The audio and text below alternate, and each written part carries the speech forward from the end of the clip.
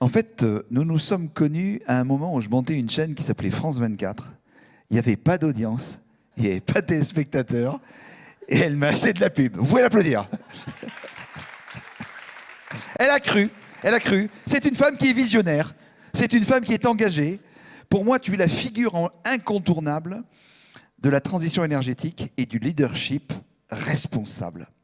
À la tête de très grandes entreprises, c'était à l'époque Primagaz, hein, si je ne me trompe pas, et fondatrice de projets très ambitieux, tu as su mettre en fait l'innovation au service du climat et de la performance durable.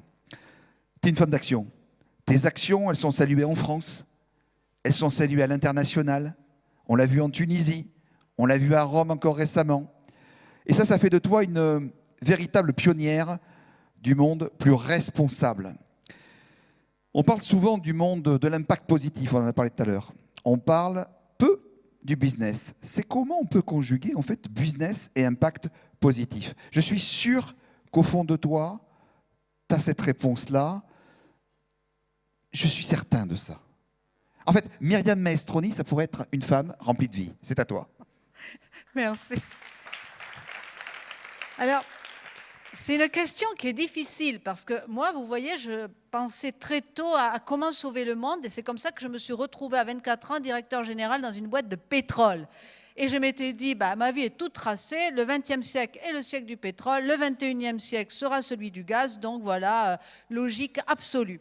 Et puis un jour, voilà, dans 24 ans, j'étais devant mon Reuter, j'importais des bateaux, j'ai construit des terminaux d'importation de produits pétroliers dans le port de Barcelone, enfin bon, avec évidemment beaucoup de femmes à côté de moi, vous imaginez, genre zéro. Et donc, à un certain moment, je recommence avec Primagaz et arrive le jour où on me dit « Ah ben tiens, on va t'acheter une petite boîte que tu vas voir pour démarrer, pour que Primagaz en Espagne, qui démarrait de zéro, aille plus vite. » Et là, je me retrouve dans les CFC. Les CFC sont ces produits qui, à l'époque, faisaient le trou dans la couche d'ozone. Et là, je me dis « Ah mince, il y a quand même un problème, toujours beaucoup de chance, vous voyez. C'est un petit problème. » Et là, je m'intéresse à l'environnement et je découvre que, bah, voilà, il y a un prix à payer en fonction de ce que l'on utilise. Et donc, je commence à regarder un petit peu le GIEC, à m'intéresser vaguement à ces choses-là. À cette époque, personne ne savait trop de quoi on parlait. Et entre-temps, on m'envoie à l'international. Je me rends compte dans plein de pays sympathiques, je ne suis pas sûre que j'y reviendrai aujourd'hui, genre le Pakistan, le Venezuela. Et évidemment, quand je reviens aux Pays-Bas, on me dit, bon, maintenant tu vas aller t'occuper de la France, de Primagaz France, tu vas devenir directeur commercial. Tu vas voir, il n'y a pas de problème, il y a juste, tout va bien, il y a juste un petit sujet.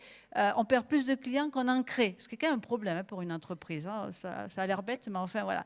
Et donc je me dis, ça c'est le coup des 35 heures à la française. On va remettre tout le monde au boulot, ça va très bien se passer. Allez hop, un petit coup d'accélérateur, ça va aller bien. Mais là, je fais le tour des agences et c'est une catastrophe. La première agence, on me dit, oula, nous, on perd plein de clients. Vous faites quoi? Vous appelez des clients contents? Non, non, non, ils vont résilier, d'accord. Je me suis dit, bah, c'est bien, je suis tombée sur les dépressifs.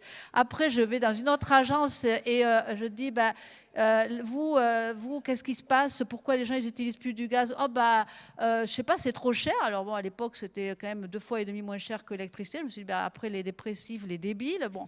Mais au bout de 40, comme ça, 40, vous dites, il y a quand même un problème. Je dis, mais qu'est-ce qu'ils veulent me dire? On passe à côté de quelque chose. Et là, bref, je raccourcis l'histoire. Mais je dis en 2004, bon, on va aider nos clients à consommer moins. Alors aujourd'hui, ça paraît d'une banalité à mourir, mais à l'époque, je vous remets dans le contexte, je suis la seule femme au COMEX de Primagaz, dans une boîte où pendant 15 ans, je suis restée la seule femme parmi le top 100. Voilà. Et donc, quand je dis on va aider nos clients à consommer moins, c'est un peu le pavé dans la mare. On m'a pris pour une débile, mais vraiment.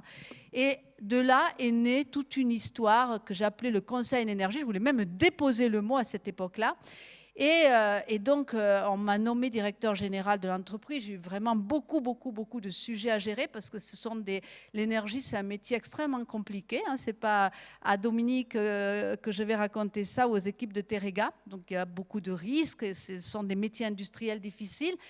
Et là, pour tout arranger, j'avais déjà quand même pas mal d'emmerdements. On me colle un patron du genre de ceux qu'a dû rencontrer avant moi, voilà.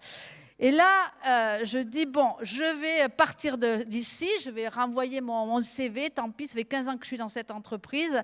La moitié des gens me disent, ah bah, il faut que tu trouves un autre job, et l'autre moitié me dit, mais non, il faut que tu entreprennes. Et je me retrouve à 43 ans à créer une boîte qui s'appelait Économie d'énergie, qui était juste le site que j'avais imaginé pour pouvoir expliquer à tout le monde ce qu'était l'efficacité énergétique, ce qui n'est pas un petit sujet. Et là, bah, voilà, je me retrouve entrepreneur. Alors surtout si vous êtes stressé, ne faites pas de l'entrepreneuriat parce que je vais vous dire, c'est... ben voilà, ma petite boîte, on est 8. De 8, on est passé à 350 en 9 ans. De 0 à 150 millions d'euros, on a fait à peu près tous les sites, j'espère que vous en avez utilisé, pour faire des travaux de rénovation dans les maisons individuelles partout en France. Et là arrive la Poste et ils me disent, ben, on veut racheter votre boîte. Je leur ai vendu ma boîte.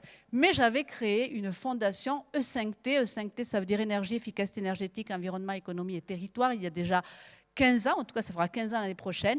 Et là, on a commencé à travailler sur la transition énergétique avec l'idée qu'on est en train de vivre un changement absolument incroyable dans le monde de l'énergie, où plein de choses qu'on n'imaginait pas sont devenues possibles. Et ce qu'il est possible de faire aujourd'hui, eh bien, c'est de construire, de co-construire ensemble un nouveau paradigme éco-énergétique où évidemment on va prendre en compte les externalités positives et négatives. On va pouvoir croître sans continuer à consommer des énergies fossiles. On va pouvoir le faire dans les territoires, donc de façon décentralisée. Et évidemment, il y a un énorme sujet sur l'innovation avec l'intelligence artificielle qui va en plus nous aider à ça. Donc, ça m'a amené à créer 100 leaders pour la planète. 100 leaders devant le 100, il y a une croix comme multipliée parce que l'idée, c'est qu'il y ait des leaders pour la planète partout. Et vous faites partie de ces leaders pour la planète.